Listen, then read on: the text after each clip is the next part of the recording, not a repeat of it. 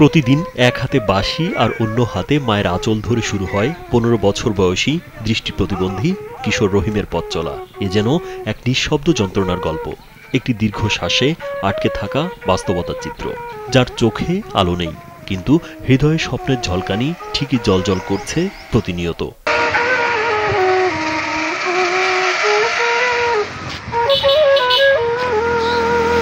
যে বয়সে অন্যরা স্কুলে যায়, হাসে, খেলে, স্বপ্ন দেখে, রহিম সেখানে চোখের আলো ছাড়াই মনের মধ্যে গড়ে তুলেছে এক আলোকিত পৃথিবী। স্যান্ডেলিনা সো, রূপচর্চায় আভিজাত্য।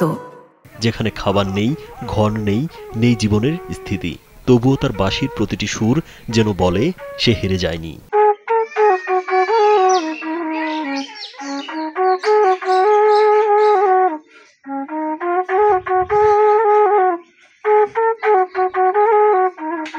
বলছিলাম বগুড়ার শেরপুরের গাড়িদহ হাপুনিয়া গ্রামের দৃষ্টি প্রতিবন্ধী রহিমের কথা, কিন্তু দারিদ্রতা ও ভাগ্যের নির্মম পরিহাসে তাদের ঠাঁই হয়নি সেখানে।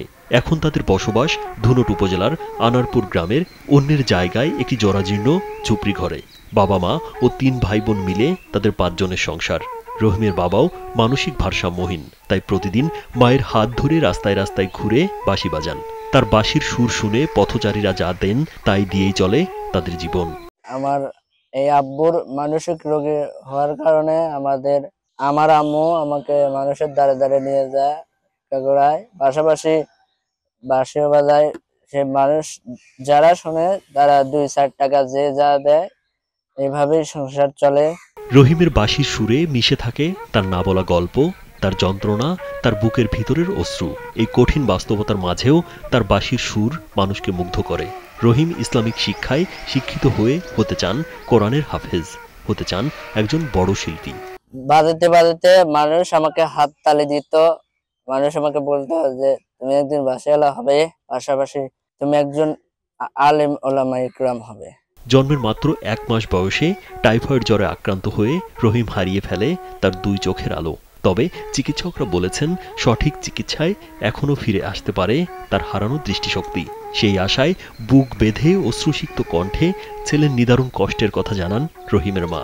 আমার 3টে সন্তান, তার মধ্যে বড় ছেলে হচ্ছে আমার রহিম, অন্ধ ছল। ওই ছলটার নিয়ে আমি সাহায্য তুলি, যা পাই তাই খাওয়াই। ছলের টাইফয়েড জ্বর হয়েছিল, হওয়ার কারণে ছলটা আমার অন্ধ হয়ে গেছে। মেলা জায়গাত গেছি, ডাক্তারের কাছে যা, তারপর চিকিৎসা করার জন্য চেষ্টা করছি, টাকা পয়সা চাইছে, এই কারণে আমি ছলটাকে ভালো করতে পারিনি। আজকে যদি আমার ছল ভালো থাকলো নি, তাহলে আর মানুষের দ্বারা দ্বারা যাওয়া লাগবে না।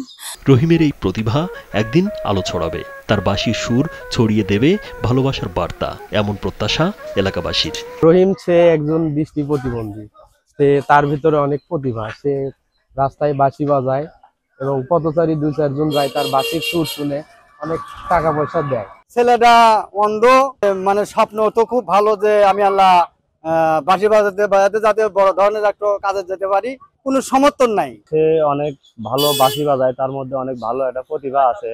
আমরা আশা করি যে তার প্রতিভাটা যদি ভালো কাজে লাগাইতে পারে, সে অনেক দূর পর্যন্ত আগাইতে পারবে। রহিমের স্বপ্ন বাস্তবায়নের জন্য সব ধরনের সহযোগিতার আশ্বাস দেন জেলা সমাজসেবা কার্যালয়ের এই কর্মকর্তা। তার চোখ ফিরে পাওয়ার জন্য আমি জেনেছি যে তার বেশ কিছু টাকা লাগবে।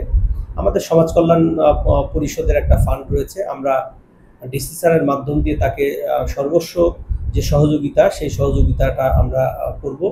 পাশাপাশি আমাদের বেশ কিছু স্বেচ্ছাসেবী সংগঠন আছে, তাদের সাথে আমরা আলাপ করে তার একটা চোখ ফিরিয়ে আনার ব্যাপারে সার্বিক আমরা সহযোগিতা করব।